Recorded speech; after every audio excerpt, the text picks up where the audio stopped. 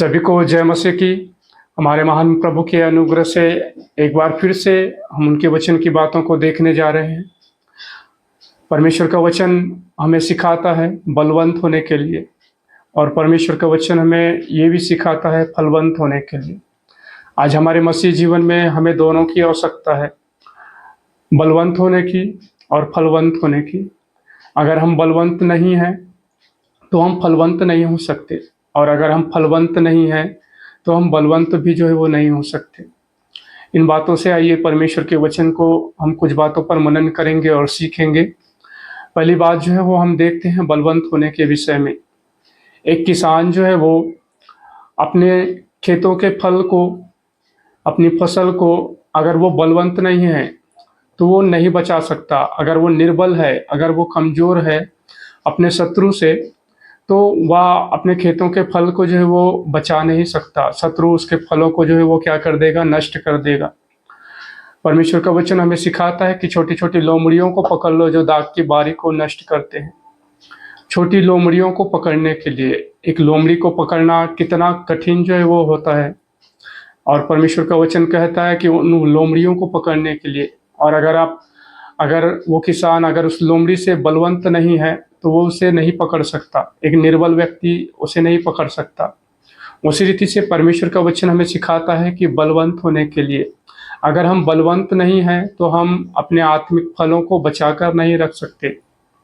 आप अपने मसीह जीवन में देखिए, कई बार आप प्रार्थनाएं करते हैं प्रभु से पवित्र आत्मा से परिपूर्ण होने के लिए, परमेश्वर के आनंद, परमेश्वर की शांति से भरपूर होने के लिए, लेकिन आप जो है वो इन बातों को देख पाएंगे कि परमेश्वर जो है वो आपको अपनी आत्मा के फलों से परिपूर्ण करते हैं, और वो आपको आनंद देंगे, वो आपको शांति देंगे, और आप अपने जीवन में देख पाएंगे कि आत्मा के फल जो है वो आप अपने जीवन में देख पाएंगे। लेकिन वो कुछ समय रहता है और उसके बाद फिर से आप उन चीज़ों को खो देते हो। ये इसीलिए होता है कि हम अपने फलों को संभालना नहीं जानते। शत्रु जो है वो हमारे फलों को नष्ट जो है वो करने का प्रयास करता है।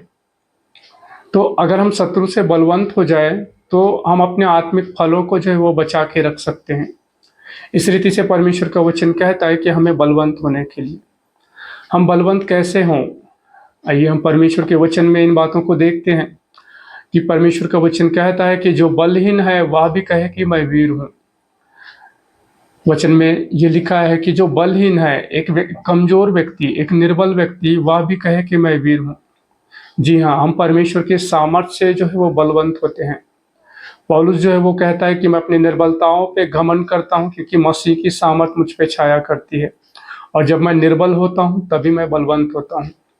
पौलुस ने सबसे अधिक जो है वो परमेश्वर के कार्य किए।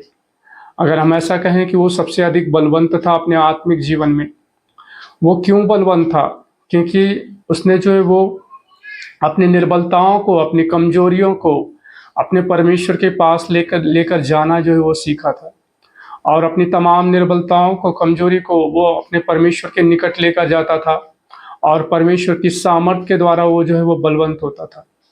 अगर हम चाहते हैं कि हमारा आत्मिक जीवन में हम बलवंत हो जाएं, हम शत्रु से बलवंत हो कि वह हमारे फलों को नष्ट ना कर पाए, उसके लिए हमें आवश्यकता है कि हम अपनी कमजोरियों को अपने परमेश्वर के निकट लेकर जाएं। क्योंकि जब हम अपनी कमजोरियों को अपने परमेश्वर के निकट लेके जाते हैं तो परमेश्वर हमारी कमजोरियों को, हमारी निर्बलताओं को अपनी सामर्थ में परिवर्तन करते हैं, और इस रीति से हम बलवंत जो है वो होते हैं। तो बलवंत होने के लिए हमें आवश्यकता है, हमें ज़रूरत है कि हम अपने कमजोरियों को अपने परमेश्वर के पास लेकर जाएं। दूसरी बात हम देखते हैं फलवंत विषय होने के विषय में। अगर हमारे पास फल नहीं है, अगर हमारे पास आत्मा के फल नहीं है, तो हम शत्रु को जो है वो हरा नहीं सकते, हम उससे बलवंत नहीं हो सकते। अगर हमारे पास आत्मा के फल नहीं है तो हम जानते हैं कि बहुत सारे लोगों के जीवन में आप देखेंगे कि दान और वरदान तो है, लेकिन आत्मा के फल नहीं। इसलिए जो है वो उनके पास एक हारा हुआ जीवन जो है वो रहता है। लेकिन परमेश्वर का वचन हमें सिखाता है कि अगर हम फलवंत होंगे तो हम शत्रु पर बलवंत भी होंगे। हमारे प्रभु यीशु मसीह को अगर हम देखें, वे फलवंत थे, वे पवित्र आत्मा के से परिपूर्ण थे, आत्मा के फलों से परिपूर्ण थे, और उन्होंने क्रूस पर जो है वो आत्मा के फलों के द्वारा जो है वो शैतान को जो है वो क्रूस पर हराया। उन्होंने अपने प्रेम के द्वारा उन्होंने अपनी नम्रता और दीनता के द्वारा जो है वो शत्रु को जो है वो क्रूस पर हराया उन्होंने, और शत्रु पर जयवंत हुए। तो परमेश्वर का वचन हमको सिखाता है, अगर हम फलवंत होंगे तब जो है वो हम शत्रु पर जो है वो बलवंत भी होंगे। इसलिए परमेश्वर का वचन कहता है कि हमें फलवंत होने के विषय में, और परमेश्वर ने हमें इसीलिए चुना है कि हम बहुत सारा फल लाएं। हमारे प्रभु यीशु मसीह ने कहा कि मैंने तुमको इसीलिए चुना है, मैंने तुमको इसीलिए बुलाया है कि तुम ढेर सारा फल लाओ बोल के। अब फलवंत होने के विषय में हम क्या कर सकते हैं? फलवंत होने के विषय में परमेश्वर का वचन हमें कहता है, अगर हम अपने परमेश्वर के साथ जुड़े रहें, अगर हम अपने परमेश्वर के साथ बने रहें, तो हमारे प्रभु ने कहा कि तुम बहुत सारा फल जो है वो लेकर आओगे बोल के। तो अगर हम फलवंत होना चाहते हैं तो हमें अपने जीवन में ध्यान देना है, अपने आत्मिक जीवन में, प्रार्थना में, वचन में, परमेश्वर के साथ संगति में, आराधना में। अगर हम इन चीज़ों में अपने जीवन में ध्यान दें, अपने परमेश्वर के साथ जुड़े रहें, अपने परमेश्वर के साथ बने रहें, तो परमेश्वर का वचन कहता है कि पवित्र आत्मा के फल जो है वो हमारे जीवन में दिखाई देंगे, और उन्हीं फलों के द्वारा जो है वो हम शत्रु से बलवंत जो है वो होंगे। अगर हम देखें कि अगर हमारे पास परमेश्वर का आनंद नहीं है तो शत्रु जो है वो हम पर जय प्राप्त करेगा। वो हमें निराशाओं में, चिंताओं में उलझा के जो है वो रख सकता है, और इस रीति से जो है वो हम पर वो जय पाने की कोशिश करता है। लेकिन अगर हमारे पास परमेश्वर का आनंद रहेगा, अगर हमारे पास परमेश्वर की शांति रहेगी, तो जो है वो हम पर बलवंत नहीं हो सकता, वो हमको हरा नहीं सकता। तो परमेश्वर का वचन हमको सिखाता है फलवंत होने के विषय में।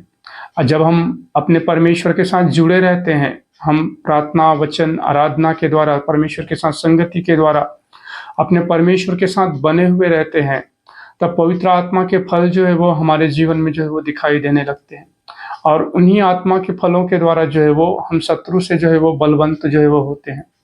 इसलिए परमेश्वर का वचन हमको सिखाता है कि अगर हम फलवंत होंगे तो हम शत्रु पर बलवंत भी होंगे, हम शत्रु को हरा भी पाएंगे। जैसे हमारे प्रभु यीशु मसीह ने क्रूस पर पवित्र आत्मा के फलों के द्वारा क्रूस पर शैतान को जो है वो हराया, उसी रीति से हम भी जो है वो शत्रु पर जो है वो जय जो है वो प्राप्त करेंगे। परमेश्वर का वचन हमें इन बातों में स्पष्ट रीति से सिखाता है, दोनों विषयों पर हमें बलवंत भी होना है और हमें फलवंत भी होना है। अगर हम बलवंत नहीं हैं तो अपने फलों की रक्षा नहीं कर सकते, और अगर हम फलवंत नहीं हैं तो हम शत्रु पर जय जो है वो नहीं प्राप्त कर सकते। तो हमें दोनों की आवश्यकता है। बलवंत होने के लिए हमें अपनी कमजोरियों को, अपनी निर्बलताओं को, अपने जीवन के हर एक बातों को, जो जहाँ पर हम कमजोर हैं, सारी बातों को अपने परमेश्वर के पास लेकर जाना है। और परमेश्वर का वचन कहता है कि जो बलहीन है वह भी कहे कि मैं वीर हूँ, और परमेश्वर जो हमें सामर्थ्य देते हैं उससे हम सब कुछ कर सकते हैं। इस रीति से जो है वो हम बलवंत होंगे, और जब हम बलवंत होंगे तो अपने आत्मा के फलों को हम सुरक्षित जो है वो रख पाएंगे। जो परमेश्वर हमें फलवंत करते हैं उन फलों को हम बचा कर रख पाएंगे, शत्रु उन्हें नष्ट जो है वो नहीं कर पाएगा। दूसरी बात में हम देखते हैं कि जब हम फलवंत होंगे तब हम शत्रु जो है वो हम पर जय नहीं प्राप्त कर सकता। हम आत्मा के फलों के द्वारा शत्रु पर जो है वो जय जो है वो प्राप्त करेंगे, हम शत्रु पर जो है वो बलवंत जो है वो होंगे। तो परमेश्वर का वचन हमें इन बातों में स्पष्ट रीति से सिखाता है, जब हम फलवंत होंगे तब हम बलवंत भी होंगे, और जब हम बलवंत होंगे तब हम फलवंत भी होंगे। दोनों बातें हमारे जीवन में पूरी होंगे। तो आइए अपनी निर्बलताओं को अपने परमेश्वर के निकट लेकर जाएं और अपने परमेश्वर के साथ बने रहें, प्रार्थना में, आराधना में, परमेश्वर के साथ संगति में बने रहें। आप देखेंगे अपने जीवन में परमेश्वर आपको बलवंत भी करेंगे और परमेश्वर आपको फलवंत भी करेंगे। इस वचन के द्वारा परमेश्वर आप सभी को आशीष दे। सभी को जय मसीह की।